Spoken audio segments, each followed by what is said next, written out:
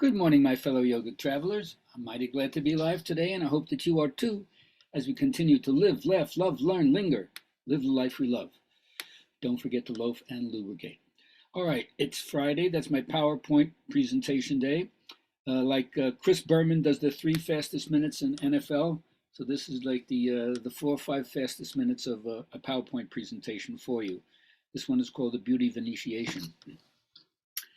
All right, so the first thing I try to get people to understand is that there's a shadow aspect of our own consciousness. Sometimes it appears in a dream as the person of the same gender as you, but it's symbolic of things that are dimly seen, hardly lit, neglected. It's different than your daylight persona, so it comes as a shock sometimes when you perceive it in dreams. But it's not just that which is dark, scary, irrational. It's everything that you currently don't know and could be added to you, to your personality in terms of an integration if you could embrace it. Now, here's the thing: when you start to studying this, it's your own inner consciousness is like the Library of Congress of the universe, and your own unconscious mirrors back to you the same attitude that your ego takes to the own unconscious. So if you think that what's inside your skull is the festering swamp of insanity, you're not going to go there.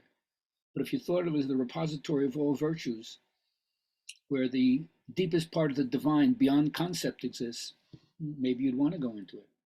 So here's one of the interesting things. If you turn your back on the light instead of facing the light, which can blind you, remember that song, Blinded by the Light? Yeah? With the shadows then projected in front of you where you can keep an eye on it. So you got to remember, the psychic world is not just what's inside yourself. Like Jung said, the deeper you go inside yourself, the more it turns into the world. So this includes the field, which means that which is outside yourself. A modern dream a person has, he's on an island and cables are washed up onto the beach. And the dreamer realizes what it is. It's connection with the mainland. So he describes it to his neighbors, but the neighbors think that the cables are ugly and want it thrown back into the sea. But eventually, the dreamer is able to convince them of the practical and functional effectiveness it would have in their lives if they could connect to the mainland. And then the dreamer wakes up. So that's what we're all trying to do. It's as if we're islands and we're disconnected to the source of ourself, which is the cause of all true suffering. And of course, those cables are an indication that our own unconscious is trying to bridge itself to the daylight world. Pay attention. Oh, I love this one. Caligula, crazy madman. I've existed from the morning of the world and shall exist until the last star falls from the night. Although I have taken on the form of Gaius Caligula, I am all men, as I am no man, and therefore I am a god.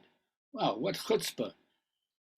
But this is what I say. You have to learn to depose the tyranny of your own inner aestheticism, which recognizes no values other than its own. Each one of us spins the world inside our head, and we want it just this way, just so. And of course, the world never is that way. So if you continue to cling to how you think it has to be and try to manipulate the pieces on your game board to make it that way, you're struggling. You can become a crazy person, like Caligula. I love this one. Once upon a time, I swore I had a heart. Long before the world I knew tore it all apart. Once upon a time, there was a part of me I shared. Years before, they took away the part of me that cared.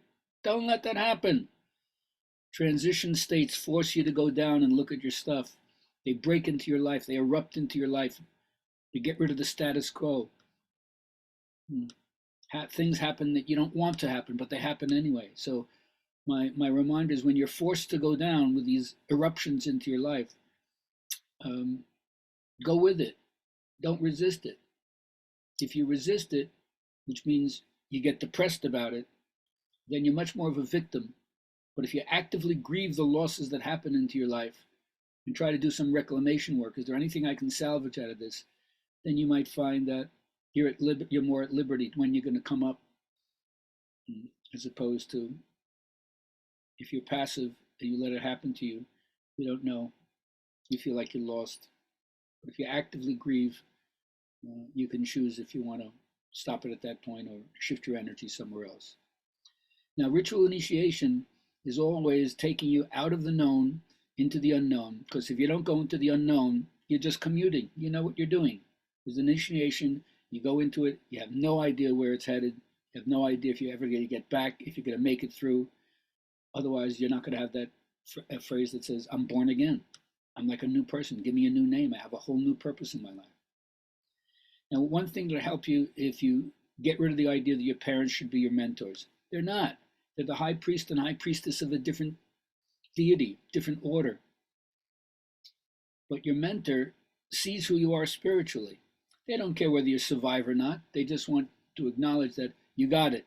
Then it's up to you to deal with it. So you and your mentor are petitioning the same deity. When you're in competition with them, it's not like a tennis match where there's someone on the other side and you're trying to win. No, you're facing the same direction. That's why they recognize equal fervor in you. They shared the fantasy.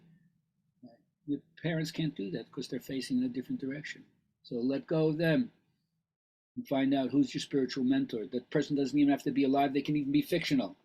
Sometimes fiction can tell deeper truth than fact.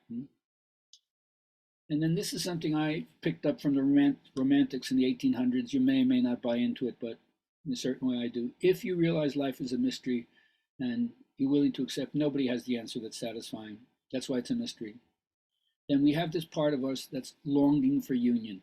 It's like a beckoning from beyond, a homing device calling us back to this place of our own origins.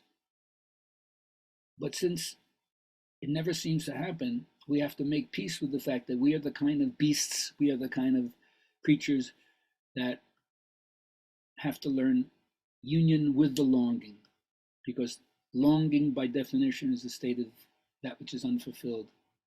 But if you have union with the longing, instead of just longing for the union, then you accept the fact that's the way we're made. And it's poignant and it's beautiful. And it's sad and sometimes it's lonely, but it's also awesome. So remember, conversation is intercourse for the soul. Wherever you talk about beauty, love breaks out. So homoaesthetic is keep beautifying everything and make sure the conversation isn't all about yourself. Me, me, me, me, me, me, me. Listen to what other people have to say. It's beautiful. And then here's a little conundrum. Maybe you'll remember it. Why do we pick impossible lovers? Well, because they keep some deep wound open in us. And we always get a chance to go back and reclaim it, reframe it, find something new, and maybe even better in it.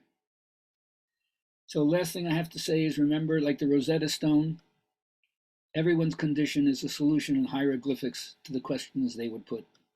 But you must live it first as experience before it's apprehended as truth or reality. Thank you, Raldo Walf Emerson, for that.